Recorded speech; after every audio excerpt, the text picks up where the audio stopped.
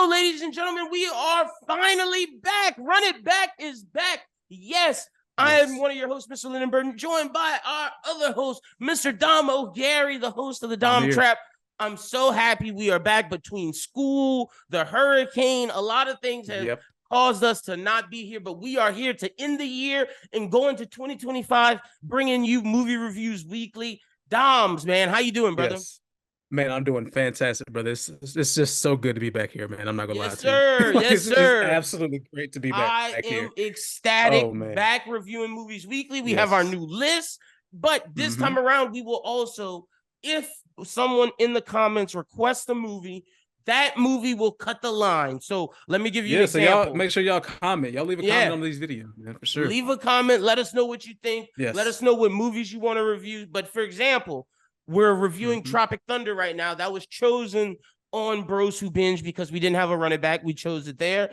But we have our wheel. At the end of the movie, we will spin the wheel. That'll be the movie review. But let's say tomorrow when you guys see this, y'all comment, hey, I want y'all to review Belly.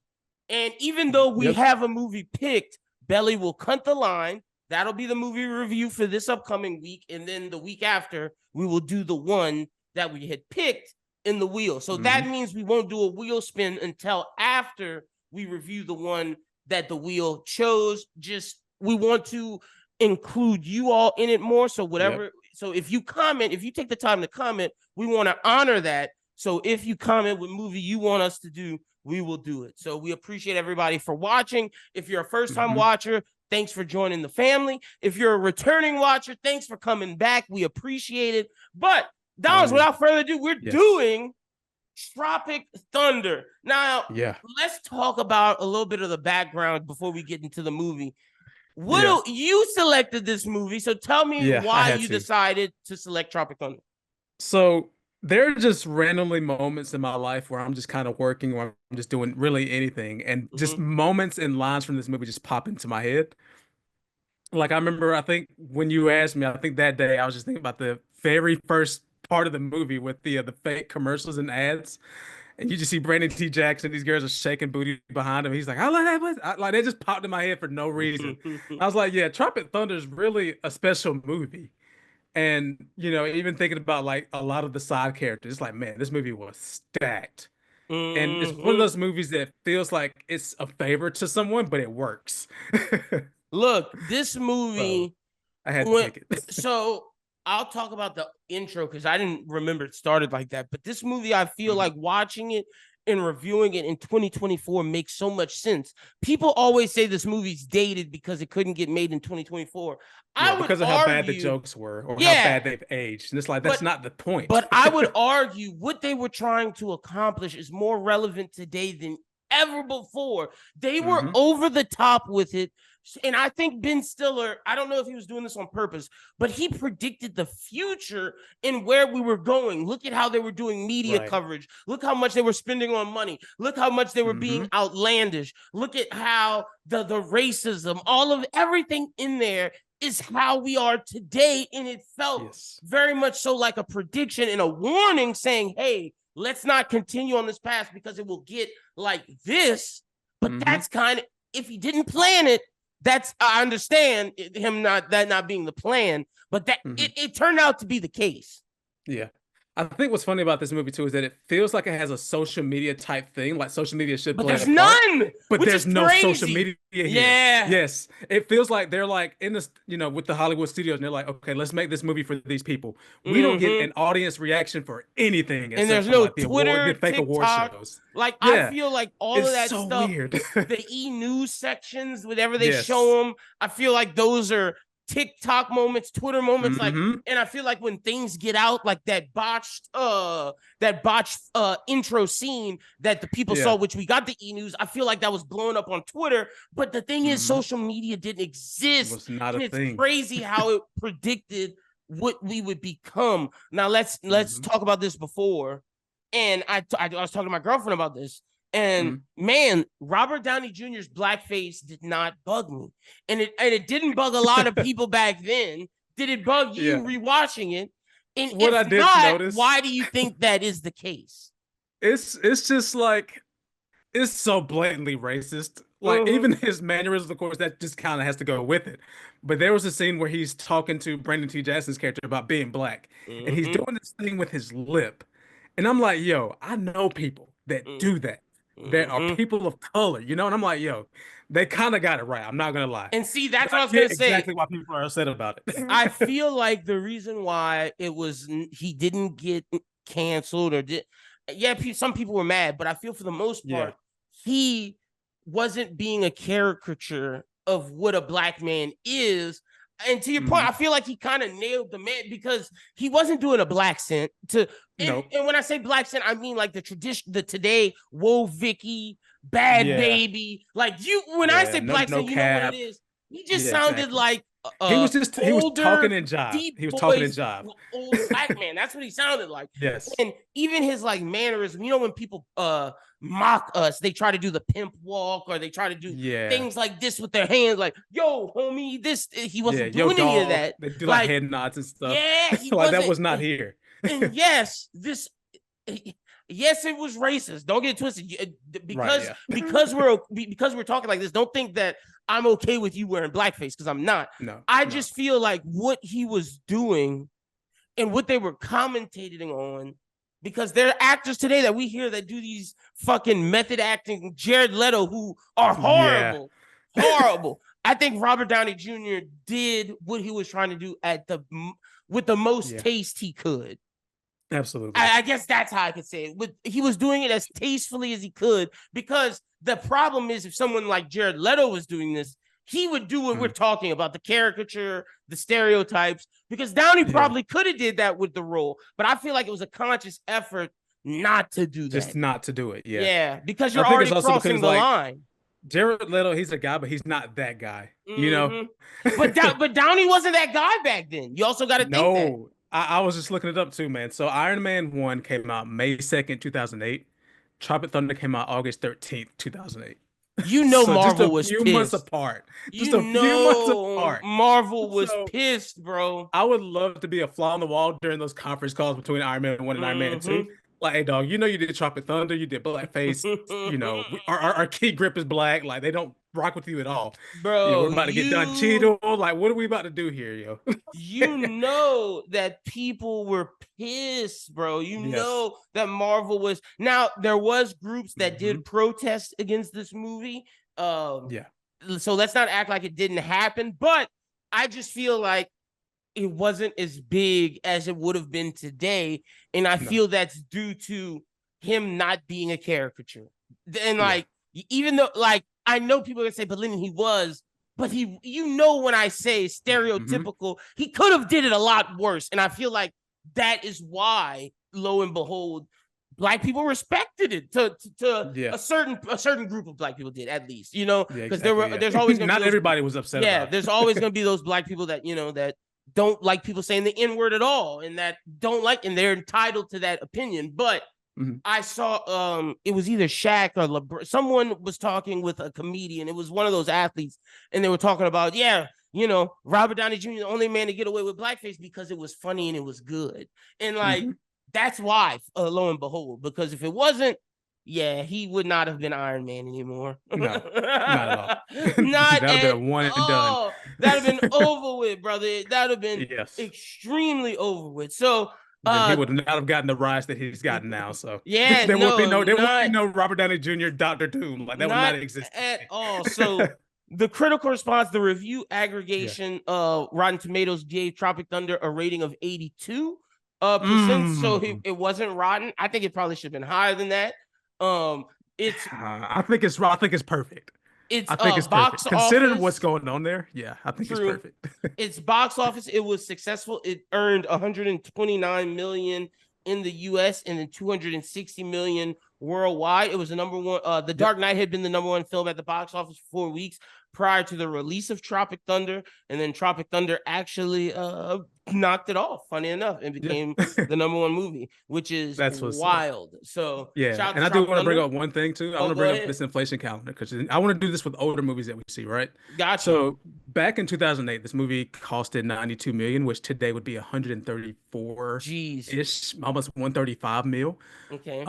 Back then it made 195.7 million, and today's money would be 287 million. Oh, so it did well. It would have been one of the top movies of this year. Yeah, so absolutely. That's awesome. Yeah, I'm glad you added that. That's a good thing. We'll make sure we always do our inflation checker. Good job, Doms. I fuck with that. All right, so look, here are some of the potential castings that could have been different. Stiller's original plan was to cast Keanu Reeves as Tug Speedman and himself as Rick Peck.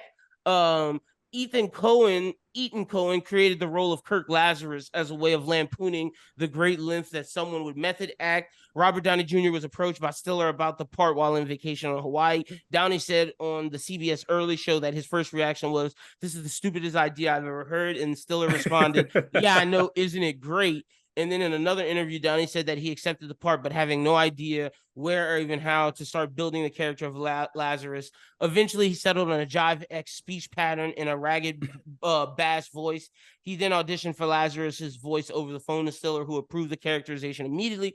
Downey revealed that he modeled the character on actors Russell Crowe, Colin Farrell, and Daniel Day-Lewis. The initial script was written for Downey's character to be Irish, but was altered after Downey stated that he could improvise better as Australian, having previously played an Australian character in Natural Born Killers. Downey's practice of remaining in character between takes and even off the film set was also written into the script for his character to perform. Downey required between 1.5 to 2 hours for makeup. According to Downey, one of the makeup artists would start on the side of my face, and the second makeup artist would start on the other side of my face, and they'd meet in the middle. Downey said, at the end of the day, it's always about how well you commit to the character. If I didn't feel it was morally sound or that it would be misinterpreted, that I'm just some C. Thomas Howe, I would have stayed home. Co-star Brandon T. Jackson said, when I first read the script, I was like, what, blackface? But when I saw him, he like became a black man. It was just good acting. It was weird on set because he would keep going with the character. He's a method actor. Stiller commented on Downey's portrayal. When people see the movie in the context of the film, he's playing a method guy who's gone to great length to play a black guy. The movie is skewing actors and how they take themselves too seriously. So they basically said what we said essentially, and why it worked. Exactly. And Downey agreed that if he was doing some fucking caricature, stupid, like we said, no cap black scent type shit, then he wouldn't have done it. And I understand that. Also, the fact that Keanu Reeves was supposed to be the main character is very Could you imagine? I'm glad Keanu didn't do it. It doesn't fit him at kind all. Of wild. And I don't know if he gets John Wick if he does this. You know what I'm saying? I was just about to say that. Like, if he would have done this, there would be no John Wick. He loses his mystique. Like, he loses his mystique of this guy who has the Keanu sans. Like, if he does this, I don't know if we get the Keanu sans. No, not at all. So, but with that being said, that's a little bit of the background. Now, for those that are new, we have categories that we go through. So I have a synopsis where we'll run synopsis points/moments that stood out, where we'll run through the film briefly and go through things. Then we have best actor, who won the movie, who lost the movie, sixth man of the movie, funniest scene, best quotes, best cameo, are we sure? And what was the other one you said? I got best cameo. Best cameo and best fake movie. Best fake movie. Gotcha. All right. So with that being said, let's jump into it. The way the movie starts with all those trailers was hilarious. I forgot that was even a thing in this movie. Like, bravo. I remember back in the day when I had the DVD, I remember just popping that in for the first time and just seeing that first shot. And I was like, yo, what is happening? Yeah. I had to take it out and be like, am I watching the right thing? I had no freaking idea. And then I go, but when they break after the first scene and we see all the different comedic actors was so dope, from Danny McBride to Jay to Bill Hader. And that combined with the jet explosion scene was the perfect way to start this movie. And what's brilliant is that scene shows you the future of all the comedic actors that are popular now in 2024. Yeah, exactly. Like, what? That was badass. And Danny McBride straight up killed it, Yeah, bro. he smokes it. As the munitions guy. Yeah, he plays crazy so well, but he's also funny while doing it. Like, you can't help but laugh. But one of my favorite things about that first scene is, like, you know, when the guy gets shot in the back of the head and the blood is just kind of spraying out like all the 90s movies did. I was like, this is hilarious. And then when Jay Baruchel gets stabbed with the knife on the gun, and they just keep like swirling it around. I was like, yo, this is so stupid. And then fucking Ben Stiller's getting shot like this, but then walks over. I was like, the dude is dead. He's dead. He's been dead. What are we doing? They're like, I know he'll make it. He's just getting shot up. They're just sitting there. That shit, but that happened in silly, 80s action movies. That was the thing. So the next thing I wrote was in Straight to Access Hollywood. Absolutely hilarious. Bro, Martin Lawrence and Ben Stiller and Chitlins in The Dude.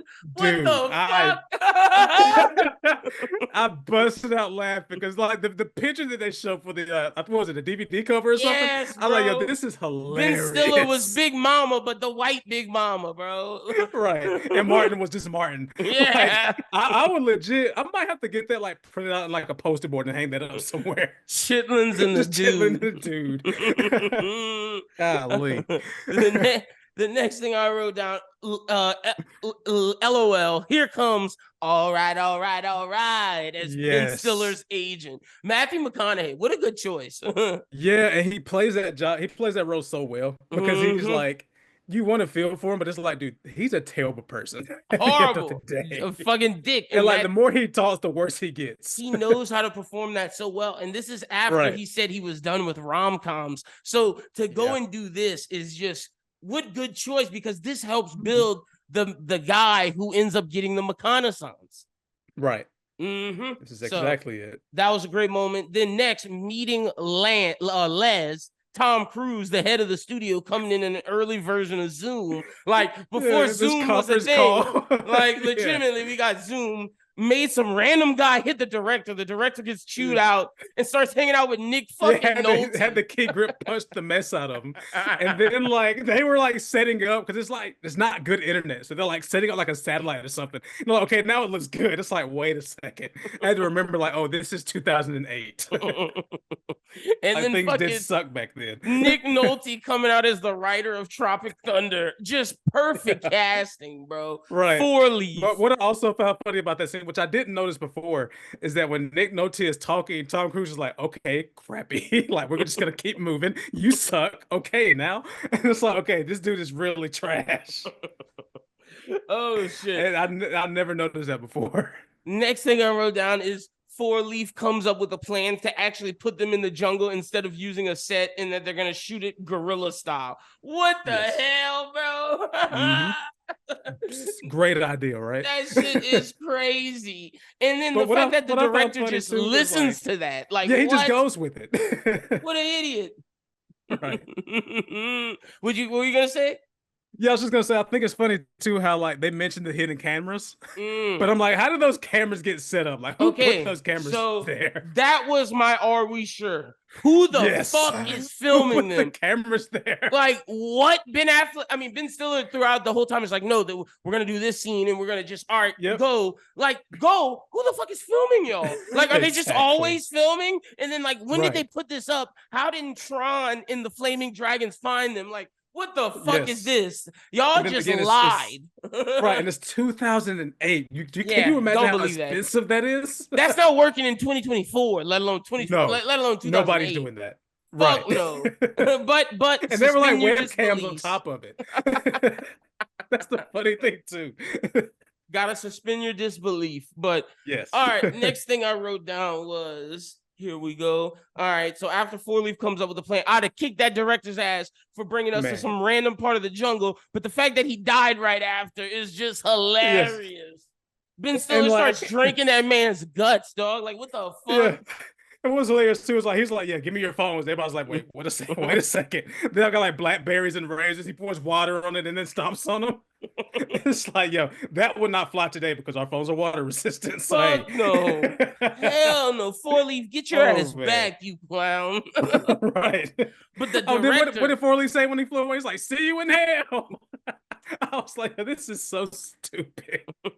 Because him and Danny McBride got the freak out of that. And the only one who believes that man was dead was Robert Downey Jr. He's like, brother, he is dead. And Ben Stiller's like, nah, look, look, here's his head, y'all. Classic Ben Stiller clown shit. So the next thing I was like, they were like, how do you know he's dead when you're still in character? Dude said he hasn't dropped character until the DVD commentary. Right. Like, imagine that being a thing right now. I don't drop DVD character until the DVD commentary is crazy, bro. That's a long time to stay in the character. But they are lucky that they scared Tron and the Flaming Dragons away. And then they said, cut. But who was making the fucking cut? Back to what we were talking about. Right. Like, what? Nobody's recording or stopping anything. And then the next part I wrote down was, oh, here's a big thing. This will continue. The jelly beans, my guy, fucking Jack Black will begin going through withdrawals out the wazoo. I said, was that cocaine or was that heroin? And then I put in parentheses, bro, I don't know what heroin looks like. It was yellow. And that's what I was like, wait a second. I was like, normally in movies, coke is white, but like, white, what like is pure this? White. So I assumed that was heroin, but I said, I don't know what heroin looks like, so we will continue. I'm not, exactly. Next thing I wrote down was Robert Downey Jr. laughing at Ben Stiller about Simple Jack. It was funny as hell. Oh, yeah. This nigga said, he said, oh, you went too far. You don't never go too far with I'm not going to say the word he used, but you don't never go too far being that type of character. What's wrong with you, dummy? Yeah, but then he went so far as to say like, yeah, the character's stupid, but you are also stupid. And Ben Stiller was just like, he's so far up in his own self that he just did not catch that. It's like, okay, that was look at how facetious he is, bro. The fact that the fucking guy pretending to be a black man is clowning your ass for that just shows how of all people in the group. Oh my gosh. Next thing I wrote down, Nick Nolte faking being a paraplegic. What the fuck? His little fake hands. He was in it like he was cutting the apple before with a hook. It's like, yo, okay, you're not fooling anybody. Next thing I said, Jack Black about to withdraw without them damn jelly beans. Let's see what happens. And I go, as they continue to move through Vietnam, I'm really wondering who's filming. I continue to write that down. After I go, and then Ben Stiller hits RDJ with the "you people," and then RDJ goes, "Who's you people?" And Brandon Jackson goes, "Wait, like, what do you mean? What do you mean, people? You people?" I thought that was perfect. Yes, it was literally black manception. It was like, wait a second. I was waiting the whole time. I was like, when does Brandon T. Jackson comment about this dude being blackface? And I was waiting and I was waiting. He let it go for so long. Here it is. We're finally here. That shit was funny. Whole time Jack Black is tripping because he has no coke or heroin. We still don't know what it is, but that nigga is tripping. Right. All right. So then Ben Stiller gets captured while he calls his agent. What a dumbass. Jack Black drank that dirty ass water. What a dummy. Yeah, that dude's an idiot for that one. and then RDJ and Brandon T. Jackson go at it about RDJ being black. And then RDJ goes in on Brandon T. Jackson for calling him a nigga. Right. And RDJ quoted the Jeffersons. Yes, of everything. And he does it in such a dramatic fashion, too. And you just see the gears turning in Brandon T. Jackson's head, like, wait a minute. And of all the shows to quote, I don't know what's worse. The Jeffersons are Good Times. Both of those are horrible shows to quote. Right. Because those are shows stolen, created by a black person, stolen by a white person, and the white person changes it a bit and becomes a billionaire from it. But maybe that's why they chose that. Yeah, maybe that's some meta commentary on you know, how fucked the industry has been to black people. I hope that's why they chose it. I hope so. Not, but even if it's not, they're still a genius. I'm sorry. Yeah, facts. No, like that is a great move. So then next we got Jack Black going crazy. Said he gonna bite that bull. What an idiot. Oh yeah. Tran said you shouldn't have gone through the poppy seed fields and thought they were DEA, which shows that the whole time these people think that they're Viet Cong, which finally shows you're dealing with the mafia. Like, you fucking morons. Idiots. And then they find, I just gotta bring up the one scene where he's like, yeah, let's go kill these Viet Congs. And Brandon T. Jackson's like, no, wait. You wouldn't call a plural. Like, Viet Cong is already plural. And you wouldn't say Chinese. Like, right. So dumb, man. And then Tran and the Flaming Dragons find out that he's Simple Jack. They decide to hold him for ransom, but they make his day by telling him he should have got an Oscar for Simple Jack. Peck confronts Les to get Tugman safe. Les Grossman goes in on Flaming Dragon, bro. He goes the fuck in. He went crazy. Tom Cruise played that perfectly. Yeah. Perfectly. That entire phone call was just jokes. I have some quotes. I'm gonna wait till we get to favorite quotes because I have a bunch of quotes from that part. But just one of them that I remembered that was get the fuck out of here before I tear your dick off and slap it across your face. Right. Like, okay, buddy, you got it. Okay, Les. Like, no one's believing your chubby, bald-headed ass, bro, looking like George Costanza. Yeah, right. With his little like half suit on, little vest and everything. Like, bro, you're not intimidated. Not at all. Oh man. Okay, so after that, Tran told the man, you perform or you're gonna die. Tug is like, what the fuck? The gang is deciding if they should save Tug, but Portnoy is laughing his ass off and crying because he needs to get back to the hotel. However, he's the one who comes up with the plan to save Tug. But then all of a sudden they hear this fucking stupid plan and they're like, nah, dog, this is not about to fly. What is wrong with your stupid ass? The plan was absolutely. Dude said they was gonna parachute down and start shooting everybody. What is wrong with him? They was gonna build a catapult and shoot them. Like, what are we? Codenamed Kids Next Door, bro? Right. G.I. Joe, like, what are we doing here? I mean, yeah, that sounds good on paper, but okay. But then RDJ sets up the real plan. Les finds out that Flaming Dragon is the 8th largest heroin dealer. And then Les is like, we don't negotiate with terrorists. We ain't saving his ass. Les then tells Peck, look, brother, he's not worth saving. His ass ain't made no hits in forever. Do you want this money while I jam out the Flow Rider and T-Pain? Bozo. Bro, what a choice. Dancing the Flow Rider and T-Pain. And just think about that time too, like that song at that time was just like you could not avoid it. Like you couldn't avoid Flow Rider, let alone that song in particular. It was so it makes popular, all the sense in the world. That was perfect. And then also, I just want to like give a shout out to TiVo because it just kept making an appearance somewhere in this movie. Like, and I was just thinking about, I was like, man, TiVo was really that big deal. And and the crazy thing is how their IP just got stolen. YouTube TV is basically TiVo. Like, man, they should have just partnered with some company. Like, they made the wrong moves because TiVo at the time was you can rewind TV. What? Yeah, it's like what you can pause it and then play it. That was a big. And then when they introduced picture in picture, it was over with.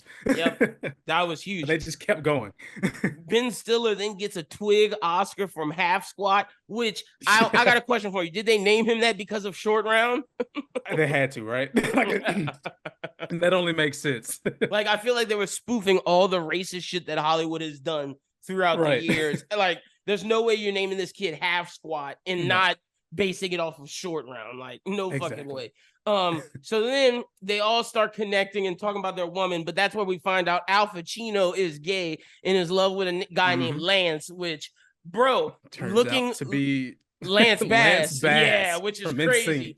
But then isn't it crazy how they spoofed a guy who was basically a P. Diddy-esque figure, and we find out that he's gay. Like, I'm assuming at the time they knew he was gay, but they didn't know some of the actions that he was doing. Isn't it crazy that there's rappers who are actually gay? Like, that's why this feels like it was a commentary on 2024. This is shit that's happening today. Now. Yeah, it's all come full circle. Facts. The next thing I wrote was them withdrawals was kicking Portnoy's ass so bad that he said he was gonna suck Alpha's dick. He was crashing out the entire movie. And when we got at that point, I was like, okay, we got it. The moment they get to the place and they start pulling the twist, and Robert Downey Jr. convinces them that he's there, they figure out that he's an American. He pulls out the guns. They capture everything, and the first thing that Portnoy says is, "Bring me to the drugs." Right. But what was funny is they were like, "Okay, so you're the farmer." He said, "Yeah, I'm a farmer. I'm a land farmer, motherfucker." He pulls out the guns and starts shooting everybody. Bro, they had everything under control, and then all of a sudden, they just lose control of everything from their idiocy, bro. They should have easily just got Tugman and escaped, but instead, because of Brandon T. Jackson clowning, the fucking ammunition guys, Nick Nolte and Danny McBride, not being ready, Fucking Robert Downey Jr. and Jay Baruchel taking forever, and then you got fucking the other guy looking for the drugs. That shit. Right. The final scene was absolutely hilarious. I didn't write too much about the final scene, but go ahead and you can tell us some of your favorite moments. I think one of my favorite moments might be when Ben Stiller's like running across the bridge and then the child jumps on his back. Yep. And he's just getting stabbed. And he grabs the child's arm and just like slings him. And it's like a high-pitched Willem scream. And I was like, wait a second, was that the Willem? It's like, this is so stupid. So I wrote, the final things I wrote was the agent then shows up, saves their ass with the TiVo. Shout out TiVo. Right. And then he runs off. Why didn't he get into the helicopter? He ran so fast. Like he jetted off screen, like, bro. That isn't, are we sure? Like, how did he survive? Like, where did he go? Right. He just didn't step on any landmines or anything. Also, that's the fastest I done seen anybody get from LA to Vietnam, bro, in less than like 6 hours. Like, what the fuck? Oh my gosh, bro. He's literally the Flash. Literally the Flash. I wrote, oh shit, Tug won an Oscar, Danny McBride won an Oscar, Brandon is with Lance Bass, and Jay got the girl he wanted. What the fuck? Everybody won. Everybody won. Les's company got 8 Oscars and $400 million, bro. Golly, bro. Wait, can you do the inflation count on 400 million and see how much they would have gotten? Let's see how much they made for this movie. So I'm assuming 400 million was their total box office. Yes, that's 586 today. Wow, so that movie would have got $500 million. Go ahead, Les. So that's a grip. Great movie. All right, let's go through some of the best quotes. So some of my favorite quotes, I'll give mine, and then you can go ahead and give yours after.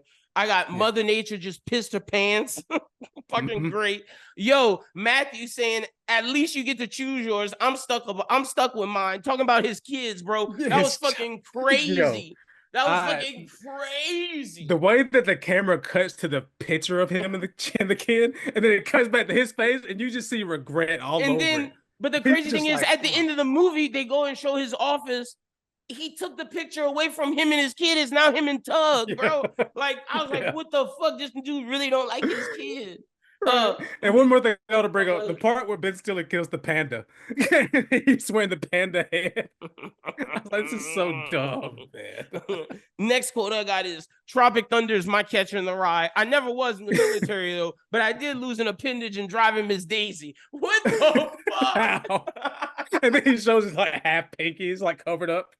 And then you see the side of his head. He has like burns over there. It's like, dude, explain that.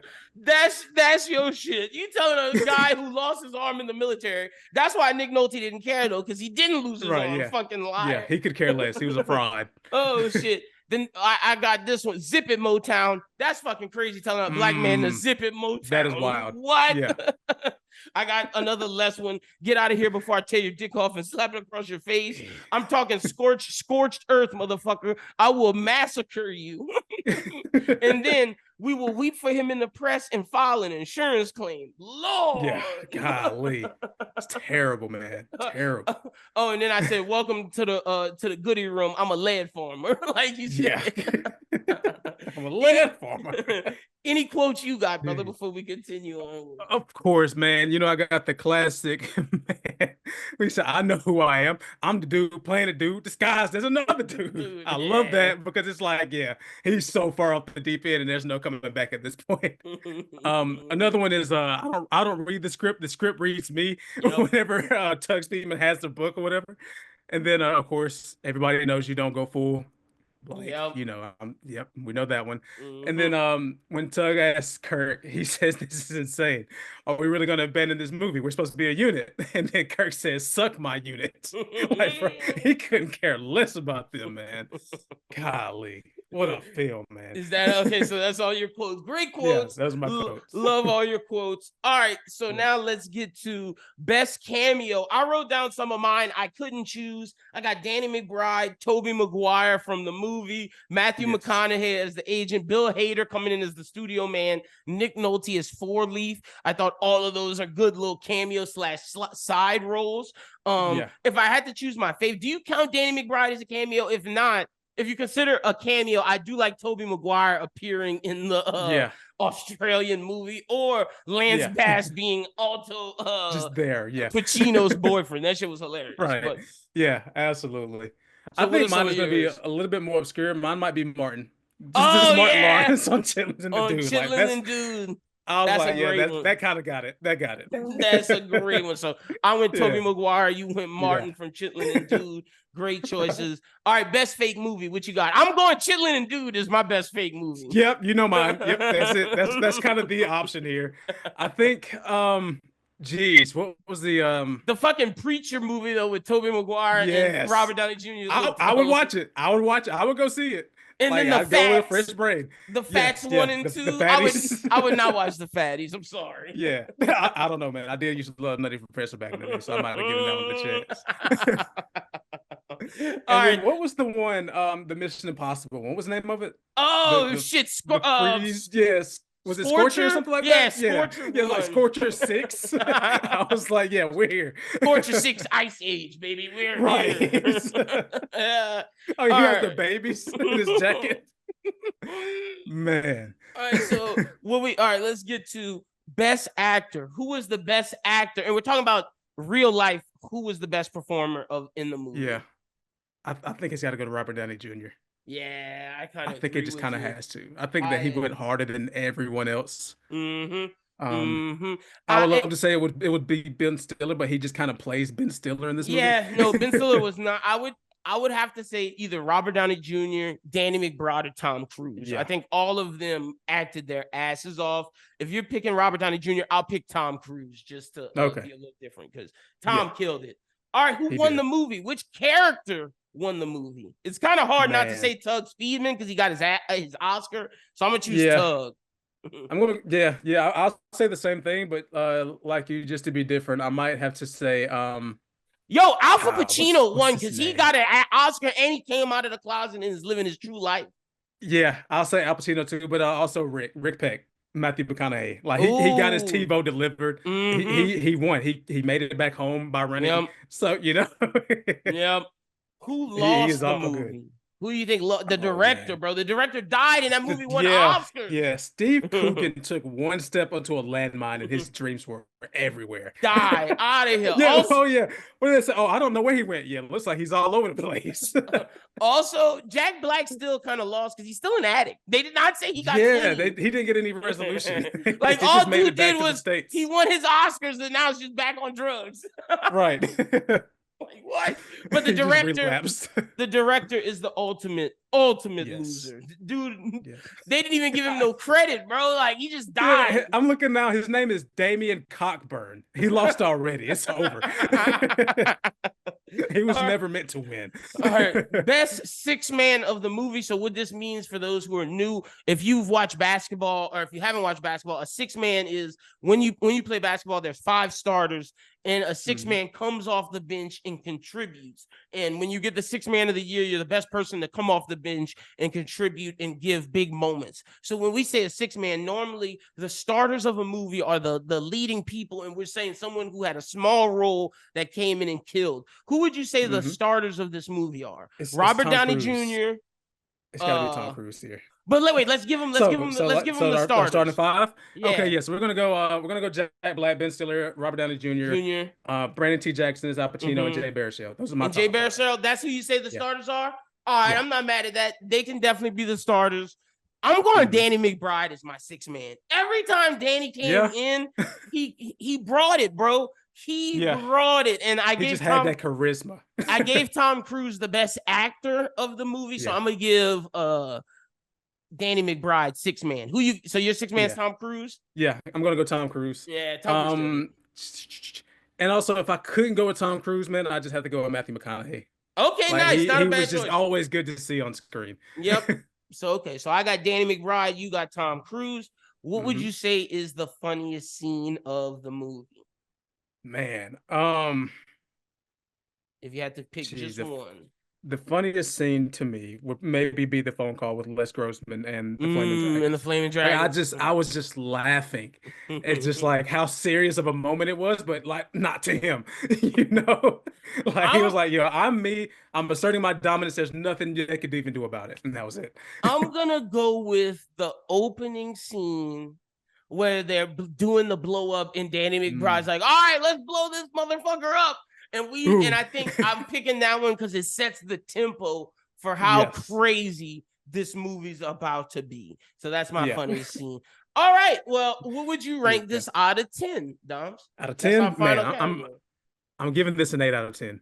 Solid. I'm right there with you. I'm right there with you. It's a good comedy, not one of the best. Like I would assume the first Hangover is super bad. Those are some of the best comedies, but an 8 is solid. It's right there, above average, very good comedy. All right, with that being said, let's pick our next movie. Let me share the screen. Let's do it. Share the sound so that people can hear the little clicks. All right. Can you see this? Can you see the screen? All right, perfect. I can. All right, let's spin the wheel. All right, let's see what we're getting. Oh shit. Oh! 28 days later.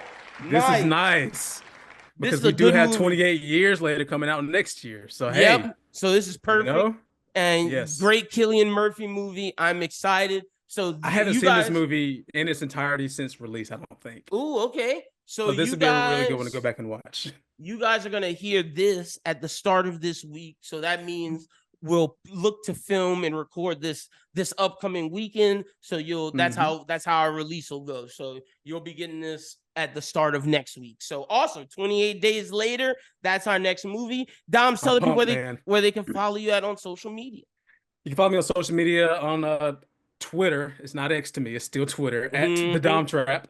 You can follow me or find me on where you can find a podcast. You can find me on YouTube at the Dom Trap. I'm there. Find me. Check out the episodes. Some new ones coming soon. Watch out for the shorts. I'm going to be doing some more short form content as well. So yes, be on the lookout for that. Hell yeah. Make sure y'all go follow Doms. We'll have all the links in the description of the video. You can follow me at LynBWT on X or Twitter. Yeah, I'm not calling it X. Follow me at LynBWT on Twitter. You can follow BrosWhoThink at BrosWhoThink on Twitter. We are on Blue Sky, and I'm using it. I'm actively using it. You can follow me at lynbwt.bsky.social, and you can follow the Bros Who Think at broswhothink.bsky.social. I'll have all the links in the description. Make sure you follow us on YouTube because a lot of stuff is dropping this week. Until next time, with 28 days later, y'all have a good one, and peace.